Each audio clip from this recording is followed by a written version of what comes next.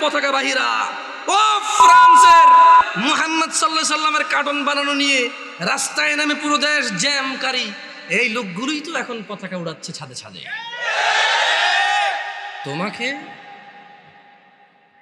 তোমাকে অপমান করতে আসেনি।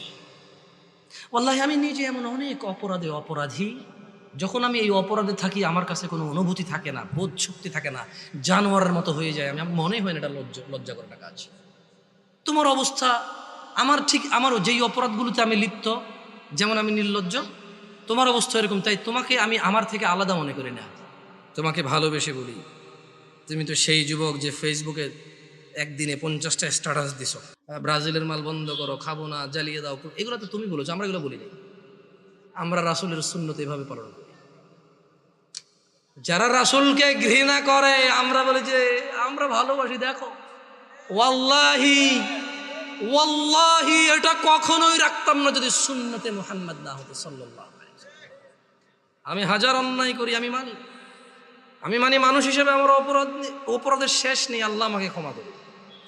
তবে তোমরা যারা মুহাম্মদ সাল্লাল্লাহু আলাইহি ওয়াসাল্লামকে নিয়ে কুচ্ছা রটনা করো, অবমাননা করো, তোমাদেরকে বলে রাখি আমার টাকনুর উপরের কাপড় ওনাকে ভালোবেসে।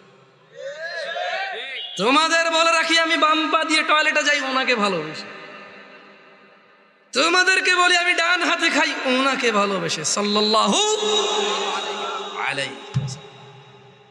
যুবক, কার আদর্শ নিয়ে বড় হচ্ছ?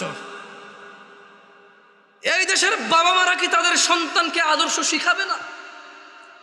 এরা কি তাদের সন্তানকে এভাবেই শিয়াল কুকুরের মতো রেখে চলে যাবে পৃথিবী ছেড়ে, আর আশা করবে তাদের মৃত্যুর পরে এই সন্তানগুলো তাদের অনেক কাজে আসবে?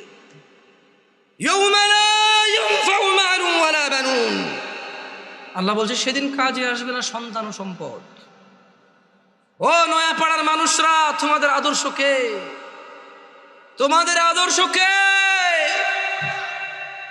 না, তোমাদের আদর্শ ব্রাজিল আর্জেন্টিনার পতাকা। 4 কিলোমিটার পতাকা লাগাইছে, আম বাগান বিক্রি করে খবরে শুনেছি।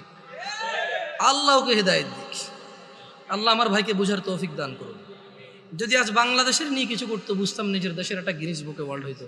অ্যাটলিস্ট বাংলাদেশ, আমরা বাংলাদেশি, আমাদেরকে কেউ চিনতো কোনো একটা কারণে, হয়তো আমরা গেলে সম্মানিত হতাম যে আচ্ছা তুমি ওই দেশের মানুষ, যে দেশের মানুষ তাদের দেশকে এত ভালোবাসে। এখানে দেখি যে বাংলাদেশের পতাকা একটা 20টা থাকে অন্য দেশের পতাকা, বাংলাদেশটা একটু করে রাখে। আমি বলতেছি না যে পতাকা উড়ালে সোয়াব হয়, না উড়ালে গুনাহ হয়, এরকম আমি বলতেছি না, কিন্তু আসলে কি বলবো আপনাদেরকে নিয়ে কিছু বলার নাই। অত বয়স নেই, পরে মাইরে মুরে